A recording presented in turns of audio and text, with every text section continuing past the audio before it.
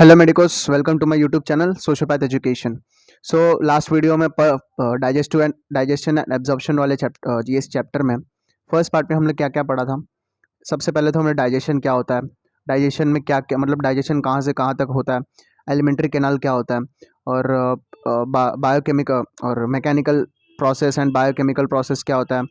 और हम टंग के बारे में देखे थे, टीथ के बारे में देखे थे, डेंटल फॉर्मूला के बारे में देखे थे। तो ये सब हमने देखा था। डाइजेशन क्या होता है, डाइजेशन क्या होता है, डाइजेशन क्या करता है, कॉम्प्लेक्स थिंग्स को सिंपल थिंग्स में कन्वर्ट करता है। जैसे और सिंपल थिंग्स में कन्वर्ट करके, जैसे कि जो बॉडी को ज़रूरत है कार्बोहाइड्रेट्स, प्रोटीन्स, फैट्स, इनमें कन्वर्ट करके वो मतलब एनर्जी में कन्वर्ट करेगा। ओके। और डाइजेशन के बारे में देखा था हमने।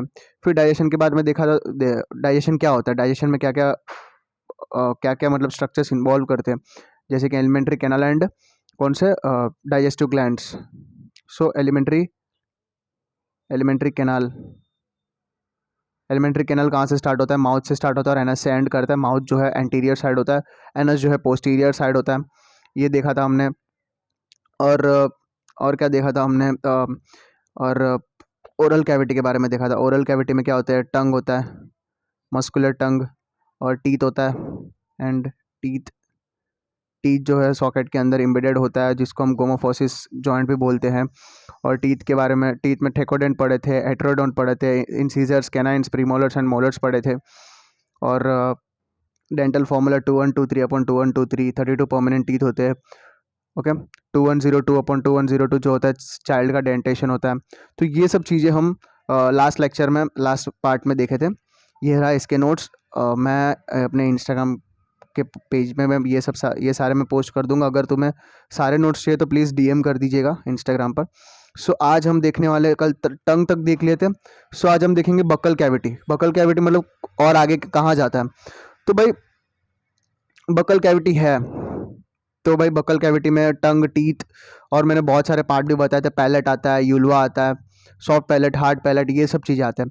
और जो भाई हम डाइजेस्टिव सिस्टम की बात कर रहे हैं, डाइजेस्टिव सिस्टम के साथ साथ इनिशियल स्टेज में वहाँ पे क्या है, रेस्पिरेटरी सिस्टम के जो कुछ ऑर्गन्स होते हैं, मतलब कुछ पार्ट्स होते हैं, वो वहाँ पे लिंक हो जाते हैं। जैसे कि बकल कैविटी जो होता है, buccal cavity Leeds into a short pharynx में ओपन करता है।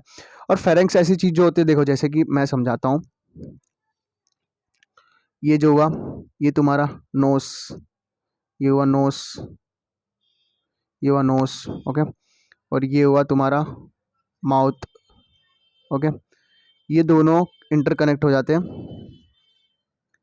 ये दोनों इंटरकनेक्ट हुए। ओके। इंटरकनेक्ट होकर फिर ये अपने अपने प्लेस पे चले जाते हैं। जैसे ये ईसोफेगस में कन्वर्ट हो जाएगा, ये ट्रैकिया में कन्वर्ट हो जाएगा, ट्रैकिया में बढ़ जाएगा।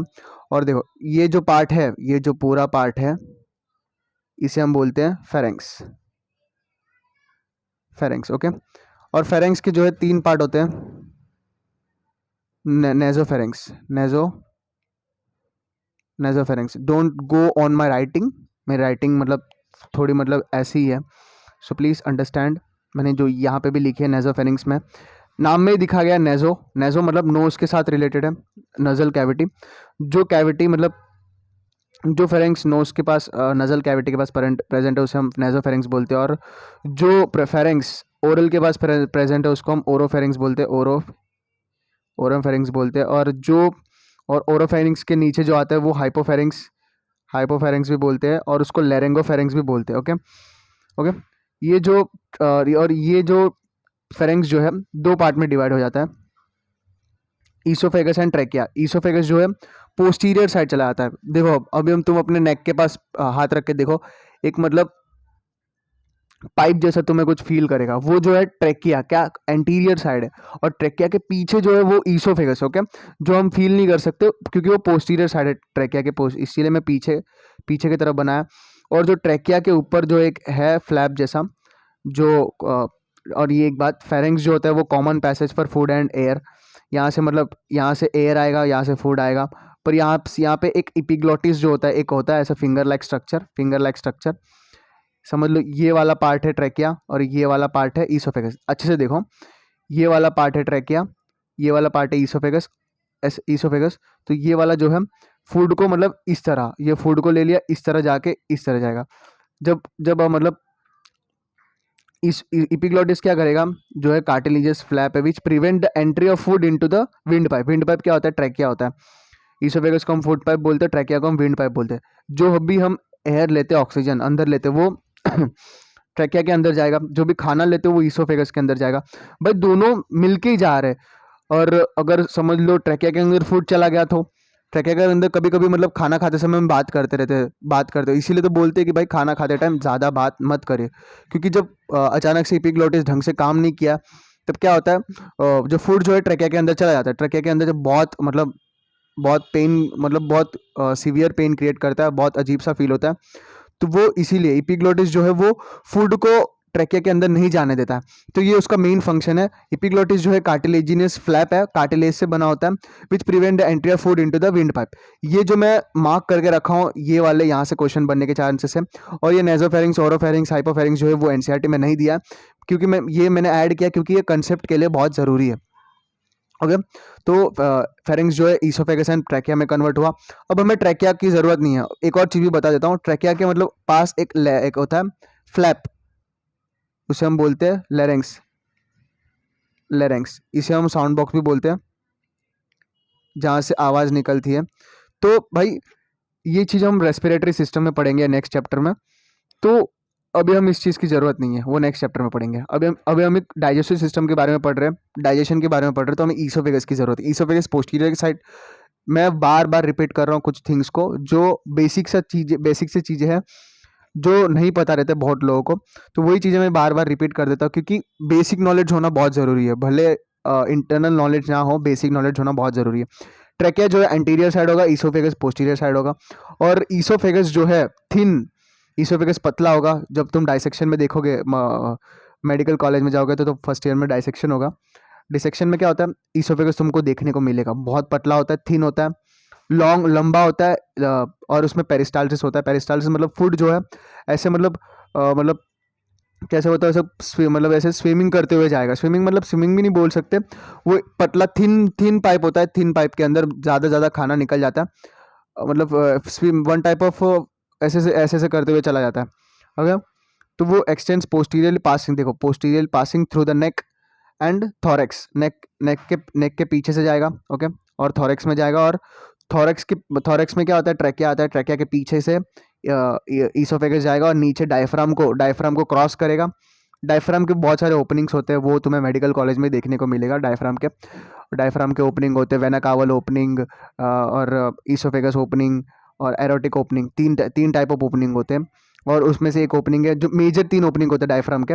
एक होता है, मेरे को याद नहीं है अच्छे से, vena caval opening and aortic opening and oesophageal opening. 3 major opening होते हैं। और ये ईसोफेगस ओपनिंग जो है वो डायफ्राम के मतलब सेंटर से निकलता है।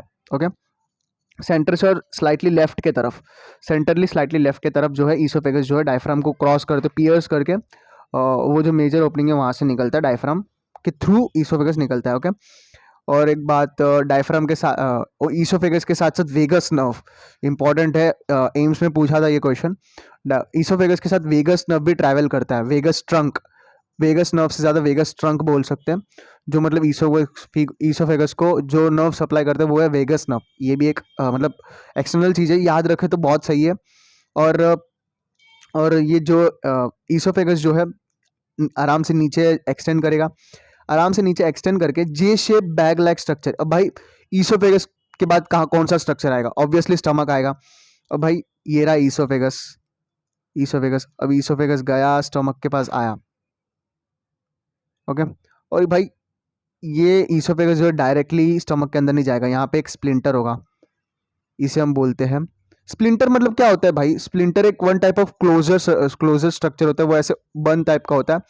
देखो अभी समझ लो, ये यहाँ से देखो, ये है ईसोफेगस, ये है मेरा हाथ जो है स्प्लिंटर है। अब यहाँ से खाना आया, और यहाँ से खाना आकर और निकल गया, यहाँ से खाना स्टमक के अंदर चला गया। और जो स्टमक का अंदर जो एसिड है वो पीछे नहीं आ सकता, ये स्प्लिंटर जो है रोक के रखेगा, बैकफ्लो नहीं होने देगा स्प्लिंटर।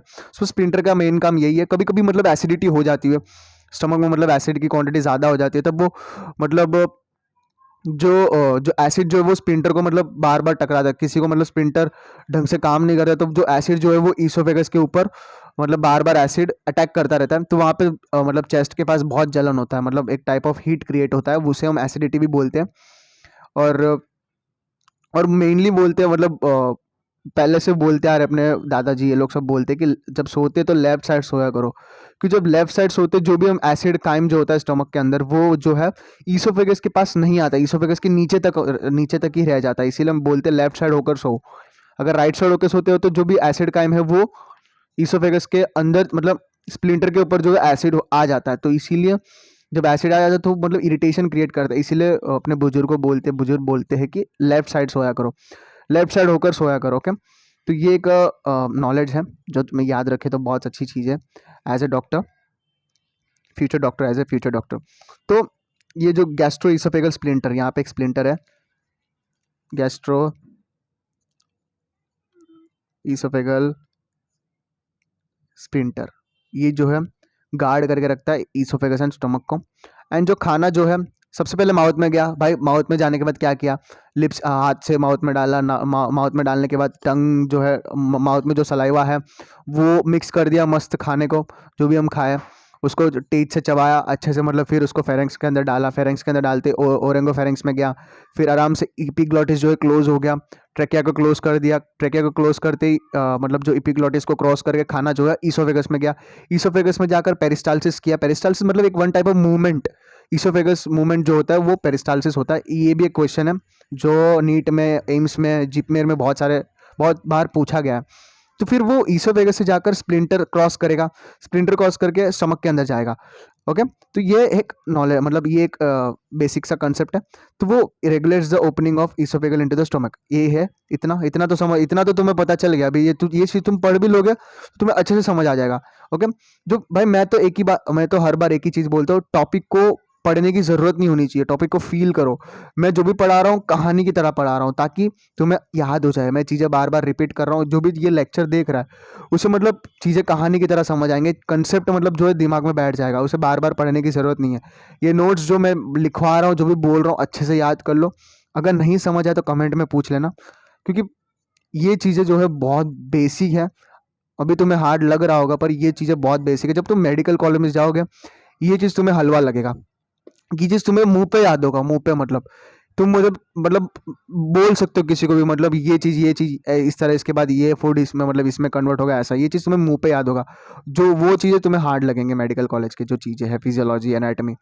ओके, तो ये तुम्हें बहुत बेसिक चीज़ें ये याद होना ज़रूरी है, कंसेप्ट कंसेप्ट समझना बहुत ज़रूरी है। ओके, वो तो यहाँ पे मतलब खाना जो है अभी ईसोफेगस से ट्रैवल करके स्प्लिंटर को गैस्ट्रो ईसोफेगल स्प्लिंटर को क्रॉस किया और स्टमक के अंदर खाना आ गया, अब यहाँ तक हमने देख लिया अच्छे से। अब बस स्टमक के अंदर आ गया, फिर स्टमक के अभी हम स्टमक को थोड़ा डिटेली मतलब डिस्कस करेंगे स्टमक को।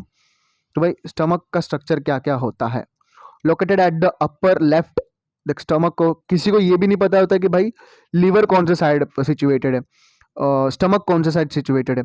लीवर जो है राइट साइड सिचुएटेड है। ओके, लीवर हरदम राइट साइड सिचुएटेड है, जो डायफ्राम के नीचे राइट साइड आता है, और जो लेफ्ट साइड जो होता है अपर लेफ्ट साइड डायफ्राम के नीचे वो आता है स्टमक।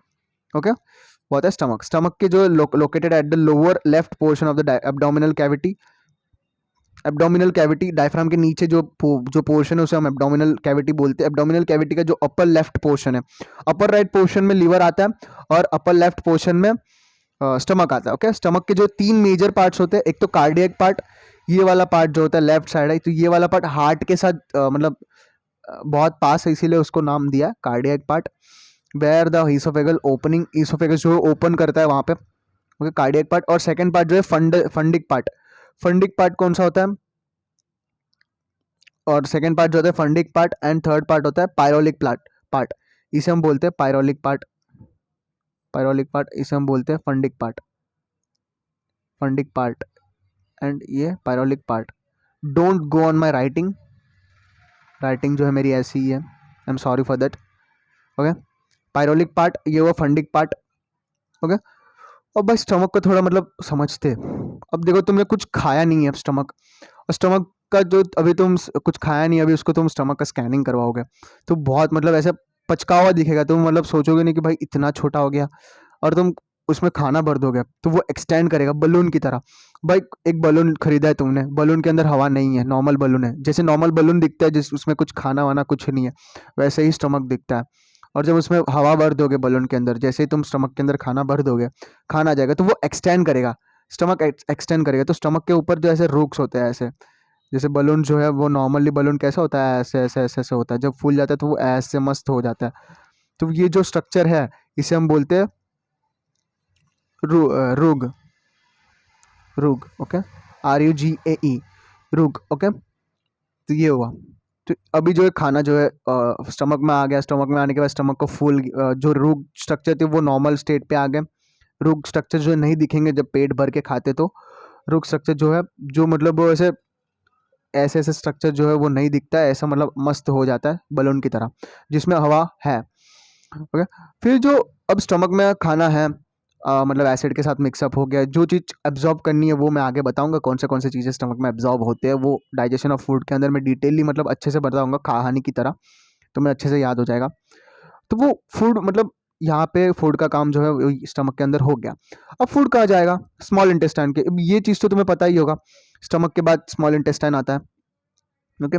अब देखो फंडिक पार्ट, कार्डियक पार्ट जो है वहाँ पे ईसोफेगल ओपनिंग होता है, ईसोफेगस जो है स्टमक के अंदर आता है। और pyloric part and fundic part open, pyloric and fundic part opens into a first part of the small intestine. और ये जो है भाई अब ये जो खाना है वो स्मॉल इंटेस्टाइन में एंटर हो जाएगा। भाई एक question, small intestine, intestine and large intestine, इसको स्मॉल इंटेस्टाइन को स्मॉल इंटेस्टाइन बोलते क्यों है? एक्चुअली में जब तुम स्मॉल इंटेस्टाइन लार्ज इंटेस्टाइन को देखोगे, स्मॉल इंटेस्टाइन को स्मॉल इंटेस्टाइन बोलते क्यों है, लार्ज इंटेस्टाइन को लार्ज इंटेस्टाइन बोलते क्यों है? स्मॉल इंटेस्टाइन स्मॉल इसीलिए, मतलब लंबाई में देखोगे तो स्मॉल इंटेस्टाइन बहुत लंबा होता है। एक्चुअली में मुझे उसका मतलब जो लेंथ है स्मॉल इंटेस्टाइन का लेंथ मुझे याद नहीं है, नहीं तो मैं बता देता। स्मॉल इंटेस्टाइन का लेंथ जो होता है बहुत लंबाई में बहुत बड़ा है, तो इसे तुम फिर भी हम उसे स्मॉल इंटेस्टाइन बोलते क्यों है? भाई उसका जो डायामीटर है, स्मॉल इंटेस्टाइन का डायामीटर वो बहुत पतला है, ओके, इसीलिए हम उसमें स्मॉल इंटेस्टाइन बोलते हैं। और लार्ज इंटेस्टाइन का डायामीटर जो है बहुत बड़ा है, तो इसलिए हम लार्ज इंटेस्टाइन बोलते हैं। और लार्ज इंटेस्टाइन बहुत छोटा है as compared to small intestine. तो ओके, ये भी एक नॉलेज हो गया। देखो चीज़ें जब पढ़ोगे तो मतलब कंसेप्ट के साथ पढ़िएगा। तो जब कंसेप्ट के साथ पढ़ोगे, मतलब चीज़ों को तुम समझने की कोशिश करोगे, तब तुम्हें चीज़ें याद रखने की ज़रूरत नहीं होगी, ओके। तो मैं इसी तरह पढ़ता हूँ और मैं पढ़ाऊँगा भी इसी तरह, ओके। अब स्मॉल इंटेस्टाइन भाई, अब एक स्प्लिंटर तो हमने देख लिया था, गैस्ट्रो ईसोफेगल स्प्लिंटर, जो ईसोफेगस, और ये मतलब क्वेश्चन है गैस स्प्लिंटर। अभी तक हम अभी एक स्प्लिंटर देख लिया गैस्ट्रो, अभी क्वेश्चन में पूछ लिया कि गैस्ट्रो ईसोफेगल स्प्लिंटर कहाँ प्रेजेंट है, ईसोफेगस एंड स्टमक के बीच में। ईसोफेगस एंड स्टमक के बीच में जो है गैस्ट्रो ईसोफेगल, देखो नाम में दिया गैस्ट्रो ईसोफेगल स्प्लिंटर। गैस्ट्रो जो है स्टमक के साथ रिलेटेड है, और ईसोफेगस जो है ईसोफेगस के साथ रिलेटेड है। गैस्ट्रो ईसोफेगल स्प्लिंटर जो है स्टमक एंड ईसोफेगस के बीच में प्रेजेंट है, ओके। हम अब दूसरे स्प्लिंटर के बारे में पढ़ेंगे जो है पायरोलिक स्प्लिंटर। पायरोलिक स्प्लिंटर, पायरोलिक स्प्लिंटर ये कहाँ प्रेजेंट है भाई?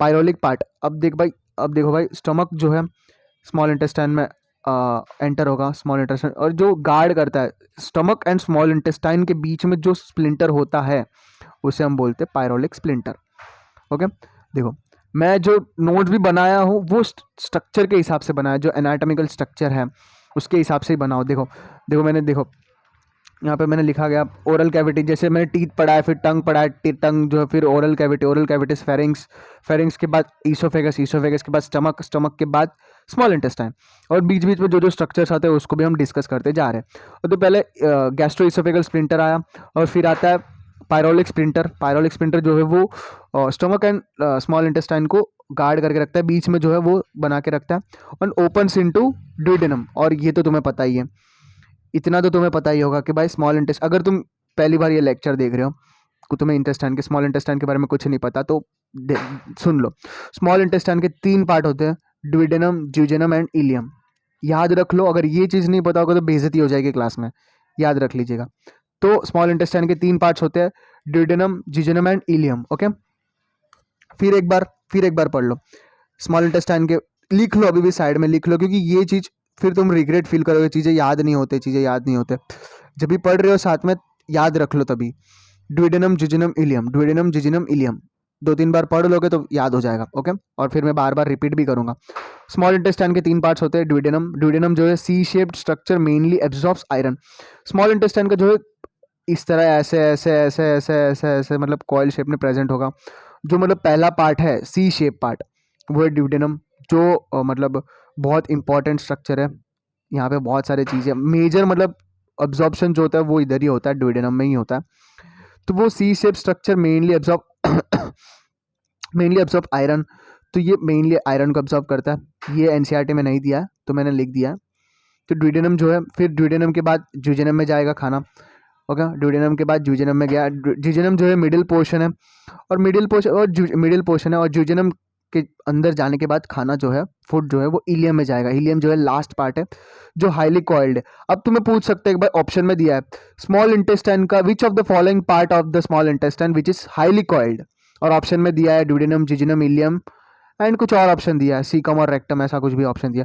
तो तुम क्या किस पर टिक करोगे? Obviously ilium.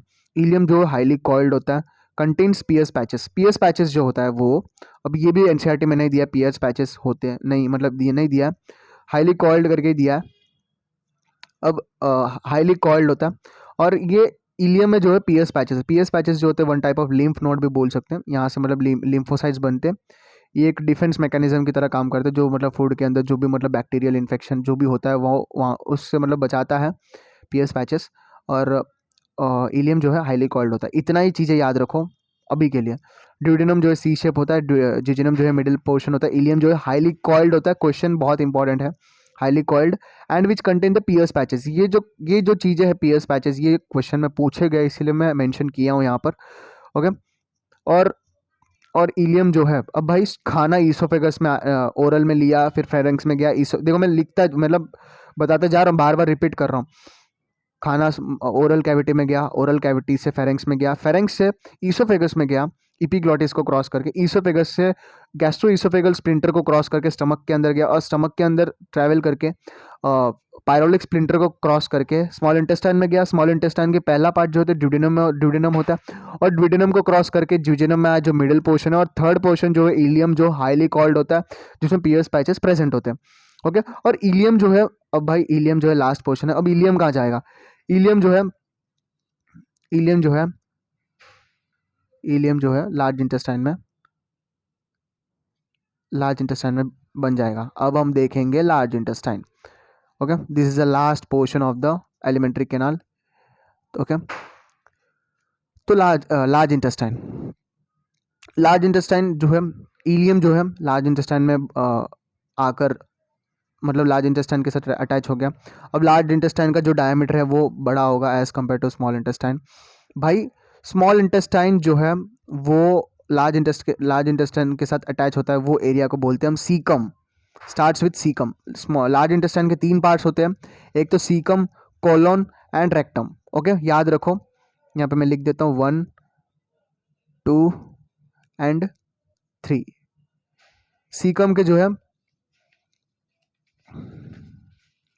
लार्ज इंटेस्टाइन के जो है 3 पार्ट्स होते हैं,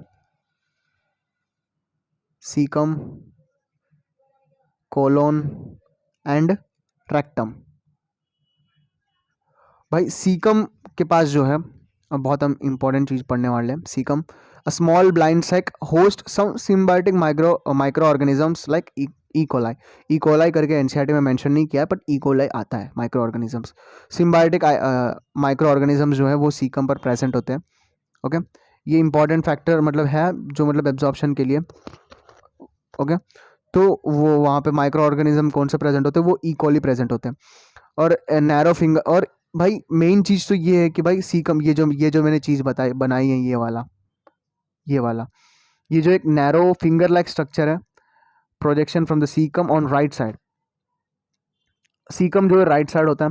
ओके, ओके, जब मतलब सीकम, अभी मैं एक चीज़ बताता हूँ क्लिनिकल एस्पेक्ट के हिसाब से। कभी कभी हम सीकम इन्फेक्शन हो जाता है, कुछ बैक्टीरियल इन्फेक्शन हो जाता है, वहाँ पे सीकम के पास जो ब्लड वेसल जो है वो फट जाता है। जब हम वॉशरूम में जाते हैं, जब हम स्टूल रिलीज़ करते हैं, तो स्टूल के साथ साथ ब्लड जो है पैचेस में साथ में मतलब स्टूल के साथ आने आने आने लगता है। ओके, वो इसीलिए होता है जब डॉक्टर क्या करेगा, एनस में अपना फिंगर करे, मतलब फिंगर डालेगा, डालने के बाद वो राइट साइड मूव करेगा, राइट साइड मूव करके चेक करेगा सीकम के पास। ओके, सीकम के पास चेक करेगा उसे, मतलब वो डॉक्टर है भाई, उसको फील होगा कि कहाँ पे डिफेक्ट है, कहाँ पे क्या हुआ है। तो वो सीकम के पास ये बैक्टीरियल इन्फेक्शन की वजह से और कुछ ब्लड वेसल के टूटने की वजह से, रप्चर होने की वजह से, ये जो सीकम जो है वो ब्लड जो है वो स्टूल के अंदर पास आउट हो रहा है पैचेस की तरह। ओके, नॉट मतलब ऐसे कंटिन्यूसली ब्लड नहीं निकलेगा, पैचेस की तरह स्टूल के साथ मिक्सअप होकर आएगा। ओके, तो ये हुआ। और जो सीकम के पास जो है एक फिंगर लाइक प्रोजेक्शन है, उसे हम वर्मीपोम अपेंडिक्स बोलते हैं। अपेंडिक्स पे अपेंडाइटिस तो सबको होता ही है, मतलब सबको नहीं होता है, मतलब ऐसे निकल गया, बहुत लोगों को होता है अपेंडाइटिस। सब बोलते हैं अपेंडिक्स पेन है भाई, अपेंडिक्स पेन है, उसको अपेंडाइटिस बोलते हैं। वर्मीफॉर्म अपेंडिक्स ये एक वेस्टाइजल ऑर्गन है। अब वेस्टाइजल ऑर्गन होता क्या है, अपनी बॉडी में बहुत सारे ऐसे ऑर्गन्स है, ऐसे कुछ स्ट्रक्चर्स है जो कुछ काम के आते नहीं है, मतलब उनका कोई अस्तित्व नहीं है पर भाई कुछ काम के नहीं है। जैसे कि फॉर एग्जांपल वर्मीफॉर्म अपेंडिक्स। और एक स्ट्रक्चर जो है वो एक है, मतलब जो पीछे के जो दांत होते हैं वो एक दांत जो है एक्स्ट्रा आ जाता है, जो बहुत डिस्टर्ब करता है, जो मुझे भी है एक्चुअली, एक वेस्टाइजल ऑर्गन जो है, एक टीथ, वेस्टाइजल टीथ जो मुझे भी है एक्चुअली में, जो मुझे, मैं खाते समय कुछ चीज़ें खा जाता हूँ, वो स्किन उसके नीचे आ जाता है, बहुत मतलब दर्द क्रिएट करता है यार। तो वो उसका कुछ काम नहीं है फिर भी आ गया, तो वो मतलब one type of problem he create करता है। और ये वेस्टाइजल ऑर्गन ये भी एक प्रॉब्लम ही क्रिएट करता है भाई। कभी कभी अगर उसमें मतलब ये वर्मीफॉर्म अपेंडिक्स में क्या, कभी कभी पस भर जाता है, बैक्टीरियल इन्फेक्शन हो जाता है, तब क्या होता है भाई, इसका इन्फ्लेमेशन हो जाता है, फूल जाता है। जो फूल जाता है तो पेन क्रिएट करता है राइट साइड। अपेंडिक्स जो होता है वो तो राइट साइड होता है, ये चीज़ याद रखो, राइट साइड होता है। ओके, सीकम भी राइट साइड होता है, और वर्मीफॉर्म अपेंडिक्स भी राइट साइड होता है। और जो पस या इन्फेक्शन, बैक्टीरियल इन्फेक्शन कुछ भी मतलब हो जाता है, वो मतलब अपेंडिक्स जो है वो इन्फ्लेम करने लग जाता है, फूल जाता है, फूलने की वजह से पेन क्रिएट करता है, और उसको पर्टिकुलर टाइम पे उसको नहीं निकाला जाए तो वो ब्रस्ट आउट हो जाता है। ओके, तो ये हुआ वर्मीफॉर्म अपेंडिक्स के बारे में। और सीकम जो है, अब हमने सीकम के बारे में देख लिया। सीकम के पास एक long narrow finger like structure, उसे हम वर्मीफॉर्म अपेंडिक्स बोलते हैं। एक सैक लाइक स्ट्रक्चर है। ओके, और सीकम जो है वो कॉलन में मतलब ओपन करता है। कॉलन के जो है 3 पार्ट्स होते हैं। देखो कॉलन के जो है, अब यहाँ पे जो है ये स्मॉल इंटेस्टाइन है। स्मॉल इंटेस्टाइन जो है सीकम में बना, और यहाँ पे जो है ये हुआ अपेंडिक्स। अपेंडिक्स ये हुआ सीकम, और ये जो है ये हुआ असेंडिंग कॉलन। असेंडिंग कॉलन, और ये जो है ट्रांसवर्स कॉलन। ट्रांसवर्स कॉलन, और ये जो है डिसेंडिंग कॉलन। और एक और आता है सिग्मोइड कॉलन करके। सिग्मोइड कॉलन ये एनसीईआरटी में नहीं दिया है सिग्मोइड कॉलन, बस नॉलेज के लिए तुम याद रखो। क्योंकि भाई तुम भाई एनसीईआरटी भी पढ़ रहे हो, तुम किस लिए पढ़ रहे हो, डॉक्टर बनने के लिए पढ़ रहे हो। तुमने मतलब एनसीईआर नीट क्लियर कर लिया और तुम मतलब फर्स्ट ईयर मेडिकल कॉलेज में गए और तुम नए नए पढ़ रहे हो, भाई ये क्या नया अचानक से सिग्मोइड कॉलन आ गया। तो भाई ये चीज़ें इंट्रोडक्शन लेने की कोई ज़रूरत ही नहीं है, ये बेसिक चीज़ें तुम्हें यहीं से सीख के जाना होगा। तो तो इसीलिए यहाँ पे कॉलन मतलब सिग्मोइड कॉलन आता है, ये चीज़ भी तुम याद रख लो। अगर नहीं हो तो भी ठीक है यार, मतलब आगे जाके वैसे भी पढ़ना ही है। और यहाँ से याद रखोगे तो आगे के कंसेप्ट और अच्छे से क्लियर हो जाएंगे। अगर किसी ने पूछ लिया भाई, असली मज़ा तभी आता है जब तुम्हारे पास मतलब पूरा नॉलेज है, 4 लोगों तुम बता पा रहे हो कि भाई ये चीज़ यहाँ पर होती है और ये चीज़ यहाँ पर होती है, और वो उन लोगों को पता ही नहीं है, और वो तुम्हें मतलब प्रेस कर रहे हैं भाई इसको तो आता है, तब वो असली मज़ा है भाई। तो वो मज़े लेने के लिए तुम्हें मतलब चीज़ें आना ज़रूरी है। चीज़ें आना ज़रूरी है, मतलब आने के लिए तुम्हें पढ़ना ज़रूरी है, तो पढ़ो। तो सिग्मोइड कॉलन जो है वो ओपन करता है। अब जो है डिसेंडिंग कॉलन से, अब एनसीईआरटी में सिग्मोइड कॉलन नहीं दिया है, तो अगर मैं सिग्मोइड कॉलन एक्चुअल में प्रेजेंट होता है, तो सिग्मोइड कॉलन जो है मतलब एनसीईआरटी के हिसाब से डायरेक्ट डिसेंडिंग कॉलन जो है रेक्टम में, मतलब सिग्मोइड एनसीईआरटी में सिग्मोइड कॉलन नहीं दिया गया। तो इसीलिए मैं नोट्स में, ये नोट्स जो है मैंने एनसीईआरटी के हिसाब से बनाया। कुछ चीज़ें जो मतलब कंसेप्ट, अगर तुम डायरेक्ट तुम लेक्चर नहीं सुने हो, सिर्फ तुम ये नोट्स पढ़ रहे हो, तो यहाँ पे मैंने मेंशन किया नेजोफेरिंग्स और ओरोफेरिंग्स एंड हाइपोफेरिंग्स और लैरिंगोफेरिंग्स, यहाँ पे मैंने इसीलिए मेंशन किया था। अगर तुम सिर्फ डायरेक्ट नोट्स ही पढ़ रहे हो तो तुम्हें चीज़ें मतलब अच्छे से समझ में आ जाए, कंसेप्ट भी थोड़ा थोड़ा क्लियर हो जाए। अभी तुम वीडियो में पढ़ रहे हो तो चीज़ें मैं सारे बता रहा हूँ कि कौन से स्ट्रक्चर्स आते हैं। तो ये एनसीईआरटी के हिसाब से ये नोट्स हैं। तो वो सिग्मा एनसीईआरटी में सिग्मॉइड कॉलन नहीं दिया गया, तो वो डायरेक्टली डिसेंडिंग कॉलन जो है वो डायरेक्टली जो है वो रेक्टम में मतलब आ गया। और रेक्टम जो है ओपन इनटू रेक्टम, रेक्टम जो ओपन इनटू एनस, ये हुआ पोस्टीरियर साइड। पोस्टीरियर साइड, अब देखो यहाँ पे हमने मतलब पूरा एलिमेंट्री कैनाल को मतलब फिजियो उसका मतलब एनाटॉमी देख लिया। माउथ जो है एंटीरियर साइड स्टार्ट होता है, माउथ से, माउथ के अंदर टीथ, टंग पकड़ लिया, फिर फेरेंक्स पढ़ लिया, फेरेंक्स से ट्रैकिया को मैंने एक बार देख लिया, और ट्रैकिया के बाद जो ईसोफेगस देख लिया, एपिग्लॉटिस देख लिया, ईसोफेगस जो है गैस्ट्रो ईसोफेगल स्प्लिंटर, मैं जो बोल रहा हूँ सुनो, ईसोफेगस से जो है स्टमक के अंदर गया थ्रू गैस्ट्रो ईसोफेगल स्प्लिंटर, और स्टमक के अंदर खाना आने के बाद वो पायरोलिक स्प्लिंटर को क्रॉस करके स्मॉल इंटेस्टाइन में जाएगा, स्मॉल इंटेस्टाइन से ड्यूडेनम में जाएगा, ड्यूडेनम जो है सी शेप होता है, और ड्यूडेनम जो है ज्यूजेनम में जाएगा, ज्यूजेनम जो है मिडिल पोर्शन होता है, एंड ज्यूजेनम जो है इलियम में जाता है। इलियम जो है हाईली कॉइल्ड स्ट्रक्चर होता है, एंड यहाँ पे पियर्स पैचेस प्रेजेंट होते हैं, और इलियम जो है लार्ज इंटेस्टाइन में जाता है, और लार्ज इंटेस्टाइन के तीन पार्ट होते हैं, एक तो सीकम, कॉलन एंड रेक्टम। और सीकम जो है, सीकम के पास एक फिंगर लाइक प्रोजेक्शन है, सीकम जो है सबसे पहले एक ब्लाइंड सैक लाइक स्ट्रक्चर है, और सीकम के पास जो है फिंगर लाइक स्ट्रक्चर है, उसको हम वर्मीफॉर्म अपेंडिक्स बोलते हैं। वर्मीफॉर्म अपेंडिक्स जो है वो एक वेस्टाइजल ऑर्गन है जिसका कोई अस्तित्व नहीं है, जिसका कुछ काम नहीं है, बट है भाई प्रॉब्लम ही क्रिएट करके रखता है। और सीकम जो है सेकंड मतलब कॉलन में मतलब जाके मतलब अटैच होता है, कॉलन में मतलब ओपन करता है। कॉलन के तीन पार्ट्स होते हैं, ascending colon, transverse colon and descending colon. Descending colon के बाद सिग्मॉइड कॉलन आता है जो एनसीईआरटी में नहीं दिया है, तो डायरेक्टली डिसेंडिंग कॉलन जो है वो रेक्टम में ओपन होता है, रेक्टम जो है एनस में ओपन होता है। ओके, ये हुआ बेसिक एलिमेंट्री कैनाल जो मैंने अभी तक बढ़ाया। अब नेक्स्ट लेक्चर में मैं वो जो एलिमेंट्री कैनाल का जो हिस्टोलॉजिकल स्ट्रक्चर है, सेरोसा, म्यूकोसा, सब म्यूकोसा, ये जो स्ट्रक्चर को मैं मतलब एक वीडियो पूरा उसी को दे दूंगा, क्योंकि वो इंपॉर्टेंट है, वहाँ से क्वेश्चन बनते हैं। तुम्हें चीज़ें ही समझा रहा हो, अगर तुम दिमाग में याद रख लो, कंसेप्ट तुम्हारा क्लियर, तो क्वेश्चन तुम्हारा यूँ बन जाएगा। क्या यूँ बन जाएगा क्वेश्चन? तुम कंसेप्ट के ऊपर जाओ, चीज़ें रटने के पीछे मत भागो।